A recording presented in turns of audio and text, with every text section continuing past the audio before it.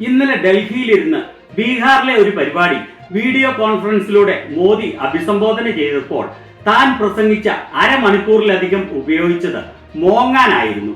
മോദിയെയും മോദിയുടെ അമ്മയെയും കോൺഗ്രസും RJDയും അപമാനിച്ചു എന്നും അതിനാൽ നിങ്ങൾ എനിക്ക് വോട്ട് നൽകണം എന്നും പറഞ്ഞ് ഈ നാടകത്തെ ഇവരുടെ യഥാർത്ഥ മുഖത്തെ തുറന്നു കാണിക്കുന്ന വീഡിയോ ഞാൻ ഏതാനും മണിക്കൂറുകൾ മുൻപ് പ്രസിദ്ധീകരിച്ചിരുന്നു.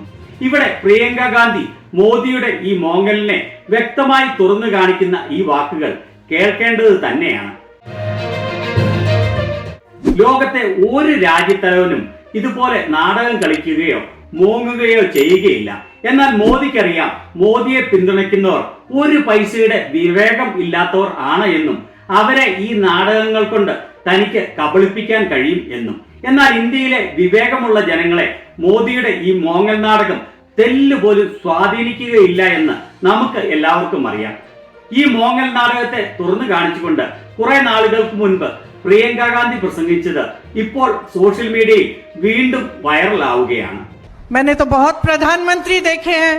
इंदिरा जी को देखा, गोली खाई उन्होंने इस देश के लिए. राजीव गांधी को देखा, शहीद हुए इस देश के लिए.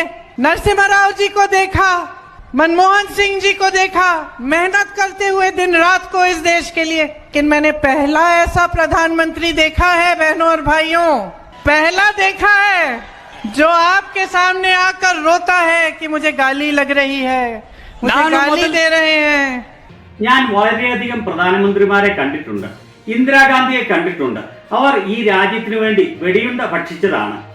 രാജീവ് ഗാന്ധിയെ കണ്ടിട്ടുണ്ട്. ഈ രാജ്യത്തിനു വേണ്ടി അദ്ദേഹം രക്തസാക്ഷിയായി. നരസിംഹറാവുവിനെ കണ്ടു, മൻമോഹൻ സിംഗിനെ കണ്ടു. അദ്ദേഹം രാത്രിയോ പകലോ എന്നില്ലാതെ ഈ രാജ്യത്തിനു വേണ്ടി കഠിന പ്രയത്നം ചെയ്തു. എന്നാൽ ഇത്തരത്തിലുള്ള ഒരു പ്രധാനമന്ത്രിയെ ഞാൻ ആദ്യമായാണ് കാണുന്നത്. സഹോദരി സഹോദരന്മാരെ, ആദ്യമായാണ് കാണുന്നത്. आपके दुख सुनने के बजाय अपना दुखड़ा आपको सुनाते हैं और किसी ने उनके ऑफिस में बैठकर एक लिस्ट बनाई है. अरे आपके दुखों की लिस्ट नहीं है वो आपकी समस्याओं की लिस्ट नहीं है. वो ये लिस्ट नहीं है कि किसानों की क्या समस्या है, हमें क्या करना. वो ये लिस्ट है कि मोदी जी को कितनी बार किसने गाली दी है. എന്നെ വാക്കുകൾ കൊണ്ട് അപമാനിച്ചു എന്ന് പറഞ്ഞ് നിങ്ങളുടെ മുന്നിൽ വന്ന് കരയുന്ന ഒരാളെ എന്നെ അപമാനിക്കുകയാണ്. നിങ്ങളുടെ ദുഃഖങ്ങൾ കേൾക്കുന്നതിന് പകരം സ്വന്തം ദുഃഖം നിങ്ങളുടെ മുന്നിൽ വന്ന് വിളമ്പുകയാണ്. അതുപോലെ അദ്ദേഹത്തിന്റെ ഓഫീസിൽ ഇരുന്ന് ആരോ ഒരാൾ ഇത്തരത്തിലുള്ള ഒരു ലിസ്റ്റ് ഉണ്ടാക്കി. നിങ്ങളുടെ ദുഃഖത്തിന്റെ പ്രയാസങ്ങളുടെ ലിസ്റ്റ് അല്ല അത്, നിങ്ങളുടെ പ്രശ്നങ്ങളുടെ ലിസ്റ്റ് അല്ല അത്, കൃഷിക്കാരുടെ പ്രശ്നങ്ങൾ എന്തൊക്കെയാണ് എന്നുള്ള ലിസ്റ്റ് അല്ല, മറിച്ച് മോദിക്കെതിരെ എത്ര പ്രാവശ്യം ആരൊക്കെ അപമാനകരമായ വാക്കുകൾ പറഞ്ഞു എന്നുള്ളതിന്റെ ലിസ്റ്റാണ്. कम से कम एक पन्ने पे फिट तो आ रही है. अगर मेरे परिवार को जो गालियां दी हैं इन लोगों ने, हम लिस्ट बनाना शुरू करें तो हम किताब पे किताब छपवा लेंगे. हिम्मत करो मोदी जी, मेरे भाई से सीखो. मेरा भाई कहता है गाली क्या, मैं गोली खाऊंगा इस देश के लिए. मेरा भाई कहता है सच्चाई के लिए मैं खड़ा रहूंगा.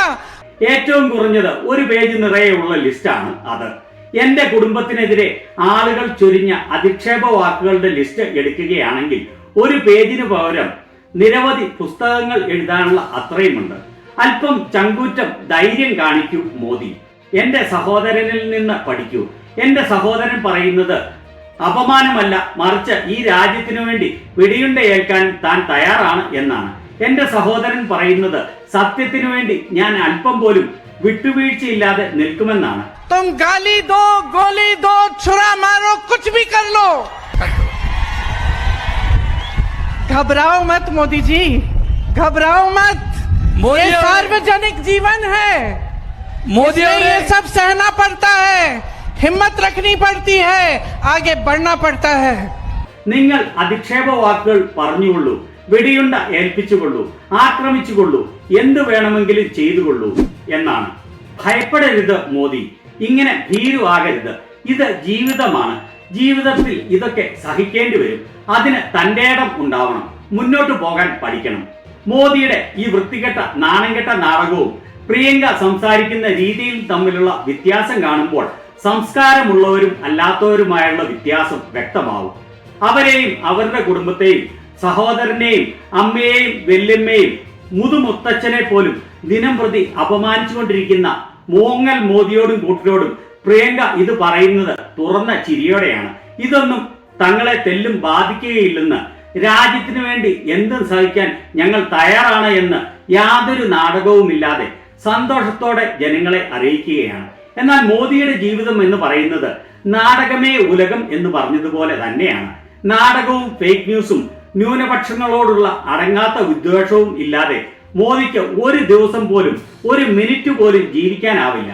ജനങ്ങൾക്ക് ചെയ്ത ഉപകാരങ്ങളോ നല്ല പ്രവൃത്തികളോ രാജ്യത്തിനു വേണ്ടി ചെയ്ത പ്രവൃത്തികളോ ഒന്നും ഇല്ലാത്തതിനാൽ മോദി സ്വന്തം വേദനയാണ് രാജ്യത്തെ ജനങ്ങളോട് വിളിച്ചു പറഞ്ഞ് വോട്ടാക്കാൻ നോക്കുന്നത്.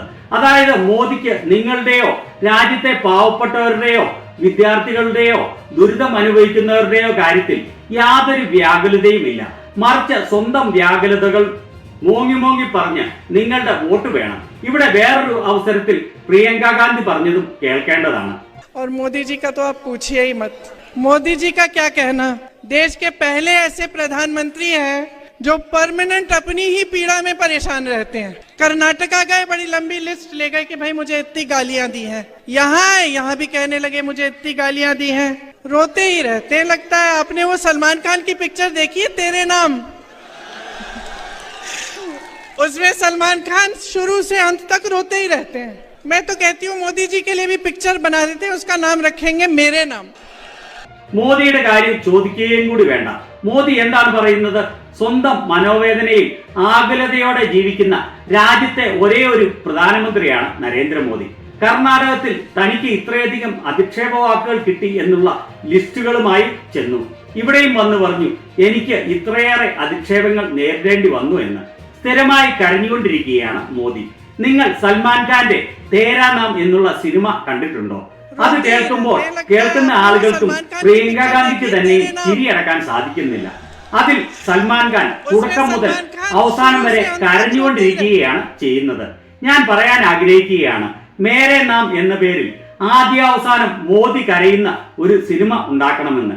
സ്ഥിരമായി മോങ്ങുന്ന ആളുകളെ വൈകാരികമായി മാനിപ്പുലേറ്റ് ചെയ്യാൻ ശ്രമിക്കുന്ന മോദിക്ക് തക്കതായ മറുപടിയാണ് പ്രിയങ്ക ഗാന്ധി കൊടുക്കുന്നത്.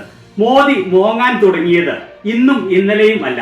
എവിടെയൊക്കെ ആളുകളെ മാനിപ്പുലേറ്റ് ചെയ്യാൻ സാധിക്കുമോ, എങ്ങനെയൊക്കെ ആളുകളെ മാനിപ്പുലേറ്റ് ചെയ്യാൻ സാധിക്കുമോ അങ്ങനെയുള്ള എല്ലാ തന്ത്രങ്ങളും നാടകങ്ങളും മോദി കളിക്കും. എന്നാൽ വസ്തുത എന്താണെന്ന് വെച്ചാൽ സംഘികൾക്ക് പോലും ഇത് സഹിക്കാൻ കഴിയുന്നില്ല എന്നുള്ളതാണ്. എങ്ങനെയാണ് പ്രധാനമന്ത്രി ഇത്രത്തോളം തരം താഴുന്നത് എന്ന് എല്ലാ സംഘികളും ചിന്തിക്കുന്നുണ്ട് എന്ന് ഉറപ്പാണ്. എന്നാൽ അവരുടെ ഉള്ളിൽ കിടക്കുന്ന മതവിദ്വേഷത്തിന്റെ വിഷവിത്ത് കാരണം ഇതെല്ലാം മാസ്റ്റർ സ്ട്രോക്ക് ആണ് എന്ന് പറഞ്ഞ് പ്രചരിപ്പിക്കാൻ മാത്രമേ അവർക്ക് കഴിയുകയുള്ളൂ. കാരണം അവർ അടിമകളാണ്. സ്വന്തം വികാരവും വിചാരവും പ്രകടിപ്പിക്കാൻ അനുവാദമില്ലാത്ത വെറും അടിമകൾ. അവർ എന്നും സ്വന്തം അപകർഷതാബോധത്താൽ മോദിയുടെ ഇത്തരം നാടകങ്ങൾ കണ്ട് നിർവൃതി അടയാൻ മാത്രം ഉള്ളവരായി ജീവിക്കും എന്നുള്ളതാണ് യാഥാർത്ഥ്യം.